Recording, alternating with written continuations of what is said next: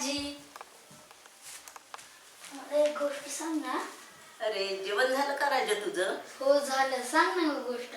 बरं, कुठली सांगू? कुठली पण छानशी सांग. छानशी?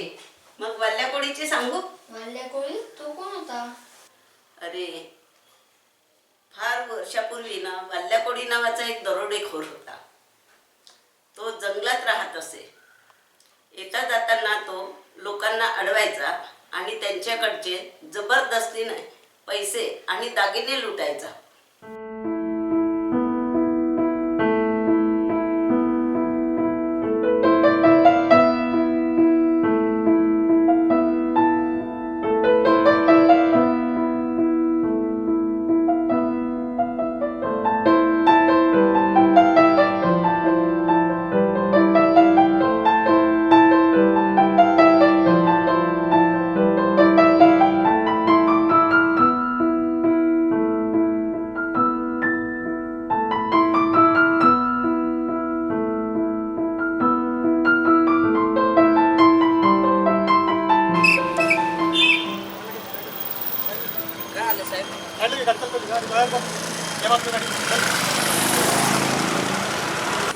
दाखव जरा.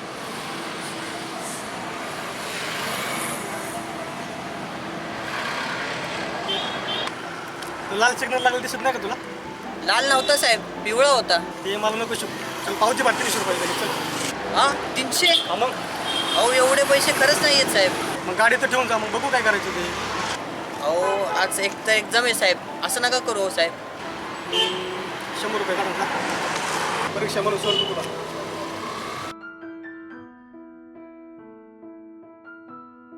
थँक्यू साहेब.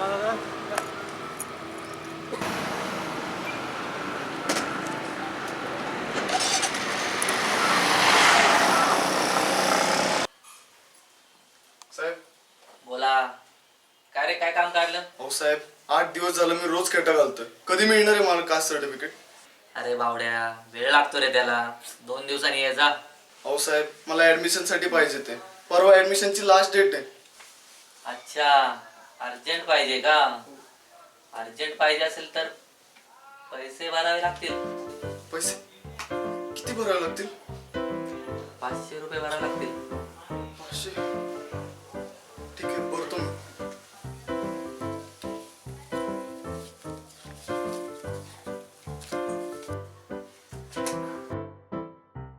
साहेब मग कधी येऊ मी?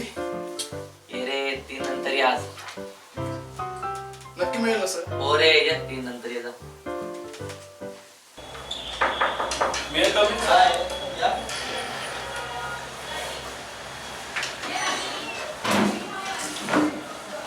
नमस्कार. नमस्कार, बोला. मी काटदरे. अच्छा हा माझा मुलगा प्रतीक काटदरे. याला आपल्या कॉलेजमध्ये ऍडमिशन घ्यायचंय सर. अच्छा, ठीक आहे. किती पर्सेंट मिळाले तुला? 50%. 50%? अभ्यास नाही केला का? अभ्यास केला ना, म्हणून तर 50% मिळाले ना. ते 90ला ऍडमिशन क्लोज होते, माहित नाही का? पप्पा, नाही सर, याला आपल्याच कॉलेजमध्ये ऍडमिशन घ्यायचंय. मला नगरसेवक साहेबांचा फोन नाही आला का? नाही. एक मिनिट, त्यांना फोन करतो. हा हॅलो सर. हा मी काटदरे बोलतोय. काटदरे. हा काटदरे.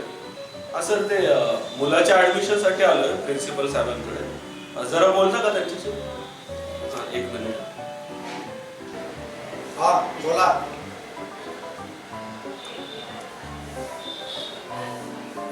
हो, त्याला पर्सेंटेज खूपच कमी आहे. हो का? ठीक आहे. ओके, ठीक आहे. हो ठीक आहे. तिने सांगायचं का डोनेशन ऍडमिशन घेणार ते? म्हणलं एकदा साहेबांशी बोलणं झालेलं बरं नाही का? मग ऍडमिशन फिक्स समजू. हो, डोनेशन भरा आणि ऍडमिशन पक्की. होईल ना माझी? हो झालं. अभ्यास करतील ना? हो. हा ओके, या. थँक्यू.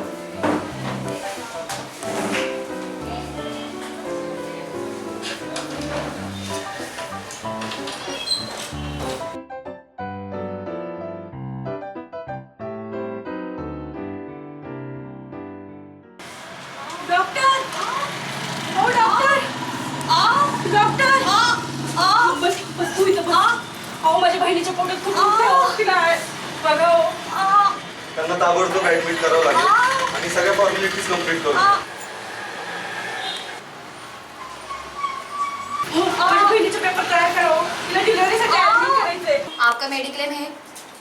नाहीये. ये देखो, जनरल वार्ड में बेड अवेलेबल नहीं है, सेमी प्राइवेट रूम से सिर्फ, और उसका भाड़ा पर डे 5,000 रुपए है. चलेगा? एवढं भाडं? दुसरी कुठली रूम नाहीये का कमी भाडं असलेली? नहीं है. अगर आपको आपकी बहन को एडमिट करना है तो सिर्फ सेमी प्राइवेट रूम्स में. ठीक आहे द्या तीच रूम.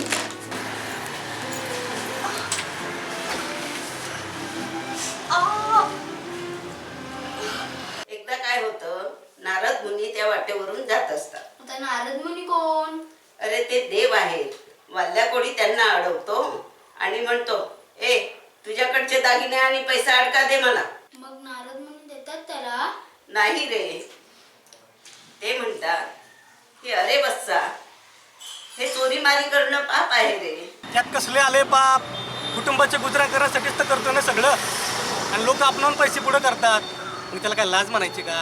साहेब सर्टिफिकेट.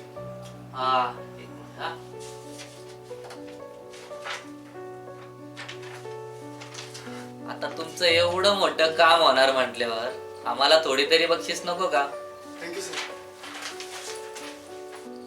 फळाची अपेक्षा न करता काम करत राहायचं ते महाभारतात, या कलियुगात नाही. सर हा या.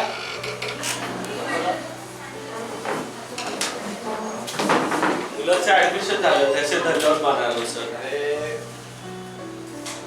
डोनेशन भरलं ना? हो हो डोनेशन भरलं ना. ठीक आहे. तेच म्हटलं तुमचे एकदा आभार मानावे म्हणून परत आलो होतो. ठीक आहे. Okay sir, thank you. Thank you sir. आता मी नीट अभ्यास करेन. हा हा अभ्यास कर तू चांगला. हो सर.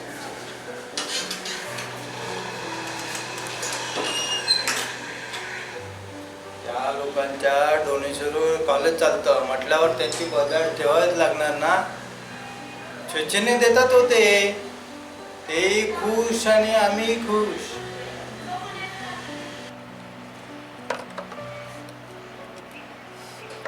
हॉस्पिटलचा रूमचा मेंटेनन्स ठेवायचा म्हणजे पेशंटला दिल्या जाणाऱ्या सुविधांप्रमाणे पैसे घेतले तर बिघडलं कुठं?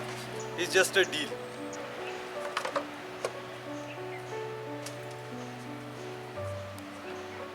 मग नारद मुनी विचारतात वाल्या कोळीला की तू तुझ्या बायकोला विचारून की तुझ्या बापाचे वाटेकरी होणार का?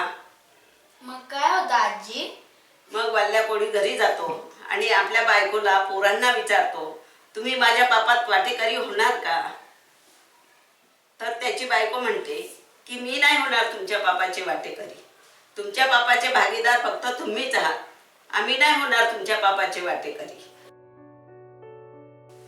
एवढं उन्हातानात पावसात सुद्धा प्रदूषणाला तोंड देत दिवसभर उभं राहून काम करावं लागतं, तरी पगार कमीच.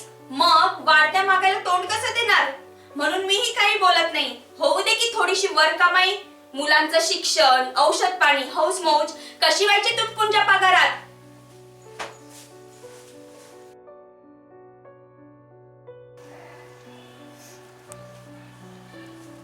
परवाच यांना म्हणाले होते जुनं मंगळसूत्र वाढवलंय तर लगेच आज नवीन घेऊन आले.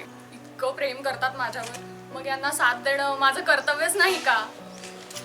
आता एवढे कमी मार्क्स मिळून सुद्धा मुलाला यांच्या कॉलेजात उच्च शिक्षण घेता येते ते कशामुळे? यांच्यामुळेच ना. आणि आजकाल डोनेशनवर उघडपणे ऍडमिशन होतात आहे. याला काही भ्रष्टाचार नाही म्हणत काही.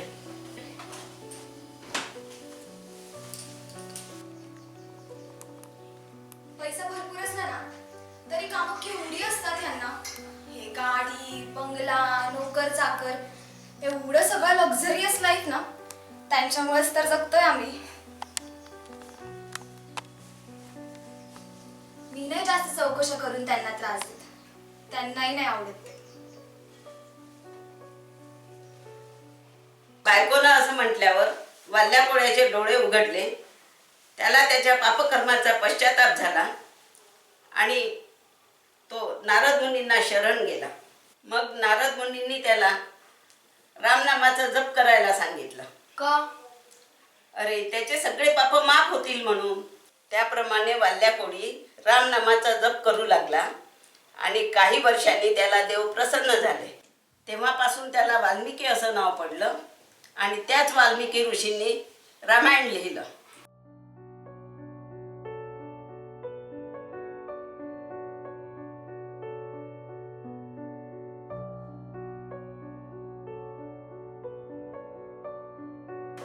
जरा देवाची पूजा अर्चा केली, मंत्रपठण केलं तर देवाची मर्जी मिळवता येते.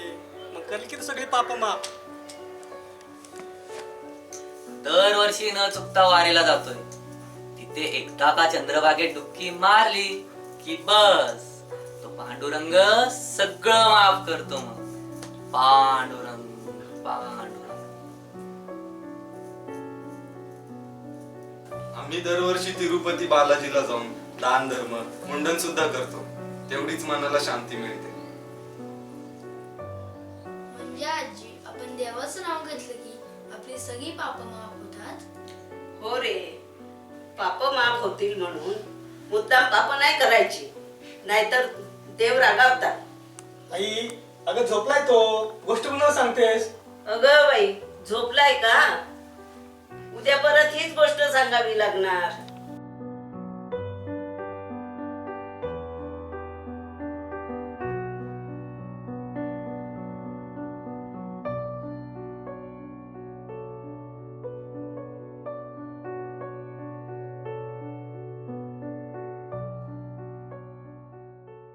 कोणी काही काही म्हणत नाही हो. वरपर्यंत सगळे सारखेच असतात.